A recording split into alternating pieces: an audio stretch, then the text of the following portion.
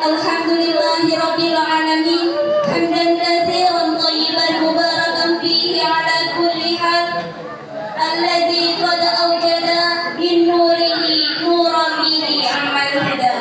Wassalatu wassalamu ala rasulillah sayyidina Muhammadin wa ala alihi wa ashabihi ajma'in.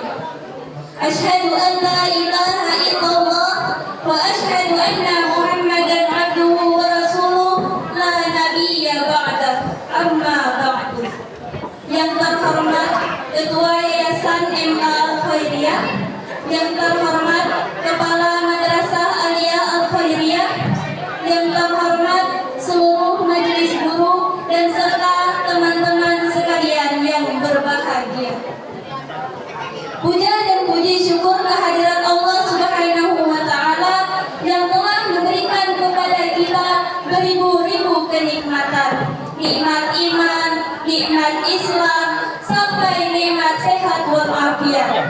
Seandainya Allah menjadikan lautan sebagai tinta, lalu pepohonan Allah jadikan sebagai pena, dan dedaunan Allah jadikan sebagai kertas, niscaya tidak akan cukup untuk menuliskan banyaknya nikmat yang telah Allah berikan kepada kita.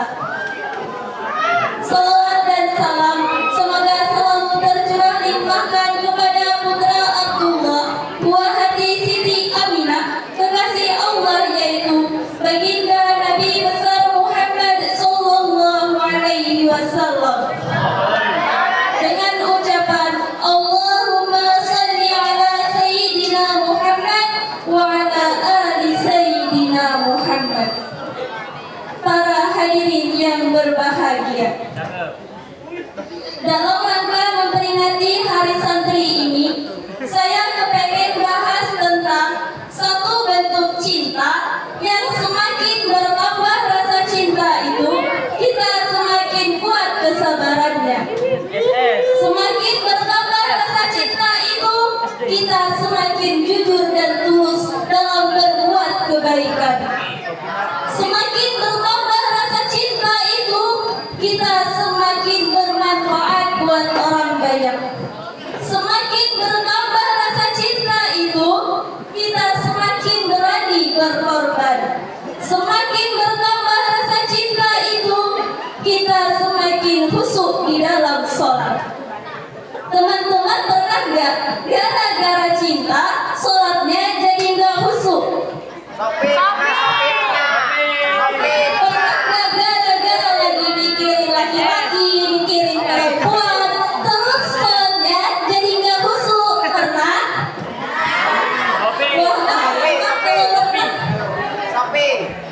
Kenapa semakin besar rasa cinta kita kepada seseorang malah bikin kita gak khusyuk dalam sholat?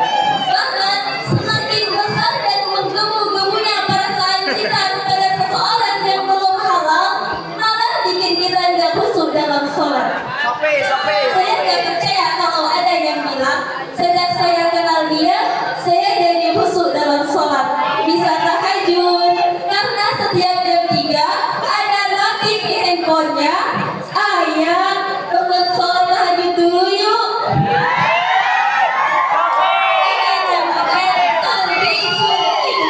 Tahu talbisul iblis? Talbisul iblis itu kalau dalam bahasa kita tipu daya iblis. Dia bikin cinta yang terkesan syariat. Mana cinta yang terkesan syariat? Yaitu cinta yang dibumbui dengan nasihat untuk sholat tahajud, cinta yang dibumbui dengan nasihat untuk pergi majlisan bareng yuk, cinta yang dibumbui dengan nasihat untuk baca Al-Quran. Kamu udah juz berapa? Udah juz 20? Kamu di mana? Dekat-dekatan kamu lah, gak akan jauh.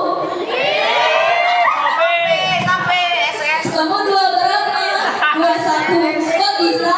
Soalnya saya gak baca juz 1 sampai juz 20, bacanya juz 21 doang. Gimana kamu? Saya di situ. Dani. Ini nama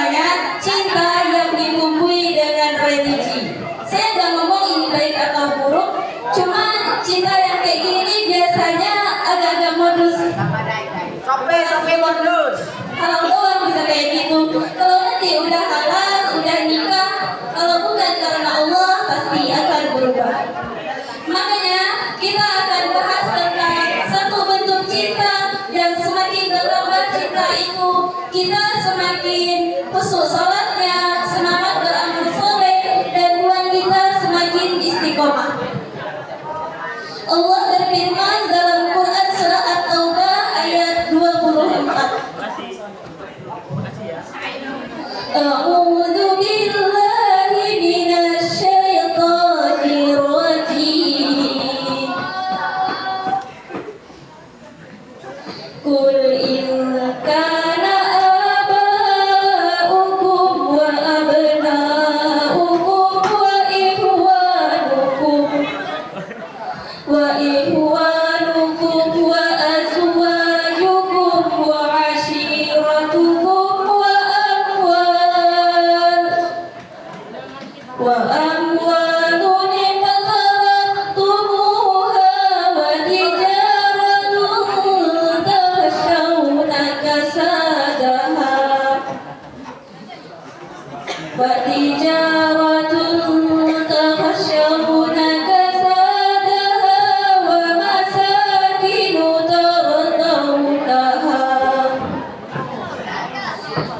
masakinu tardawnaha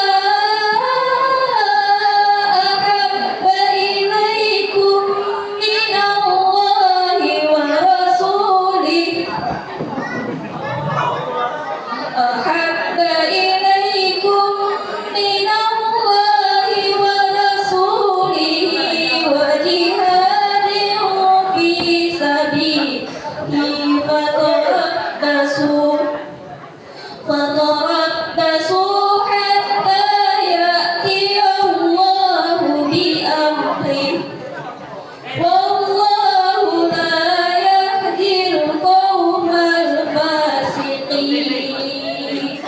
Katakanlah, jika bapak-bapakmu, anak-anakmu, saudara-saudaramu, istri-istrimu, harta kekayaan yang kamu usahakan, perdagangan yang kamu khawatirkan kerugiannya, dan rumah tempat tinggal yang kamu sukai lebih kamu cintai daripada Allah dan Rasulnya, maka tunggulah saatnya Allah akan memberikan keputusannya, dan Allah tidak memberi petunjuk kepada orang yang fasik. Shadaqallah. Hadirin yang dirahmati Allah, ayat ini menjelaskan kepada kita tentang resiko kalau kita mencintai sesuatu melebihi cinta kita kepada Allah. Pokoknya kata Allah, gak mungkin kalian akan bahagia kalau kalian mencintai sesuatu melebihi cinta kalian kepada Allah. Gak mungkin kalian akan dapat apa yang kalian inginkan kalau kalian mencintai seseorang atau sesuatu melebihi cinta kalian kepada Allah. Artinya apa?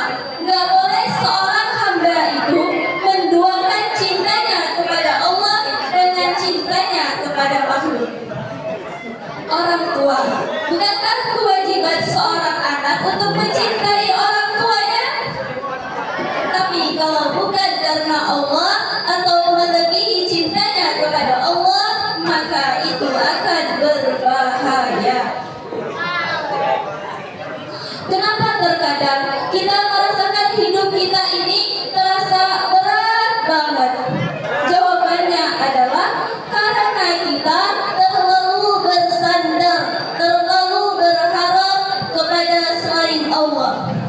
Cinta keluarga, cinta pasangan, cinta seseorang, cinta harta, cinta jabatan, cinta kedudukan, kata Allah, kalau itu semua lebih kamu cintai daripada Allah dan Rasulnya, fatarabbasu hatta ya'tiyallahu bi amri, maka tunggulah saatnya Allah akan memberikan sesuatu yang boleh jadi menyakiti hatimu karena hatimu terlalu berharap, terlalu bersandar kepada selain Allah. Ini tegas bahasanya. Dan Allah meletakkan ayat ini di dalam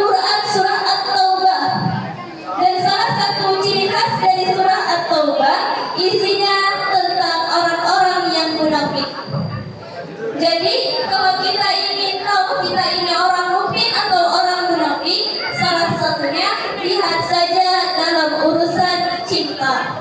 Apakah cinta kita lebih mencintai makhluk atau mencintai Allah?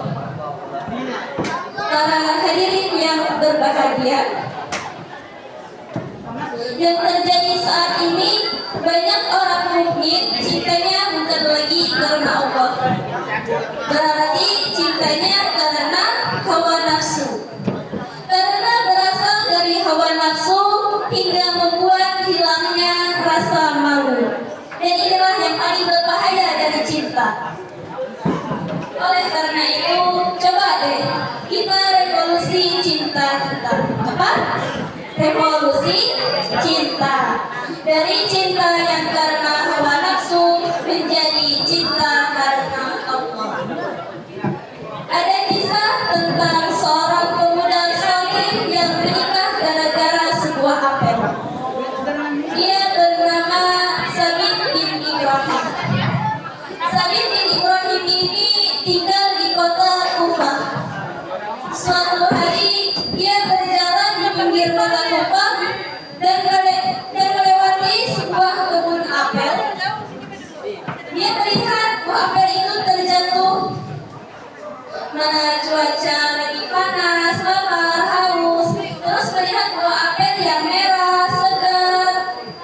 Kalau kalian aja nih, kira-kira diambil atau enggak?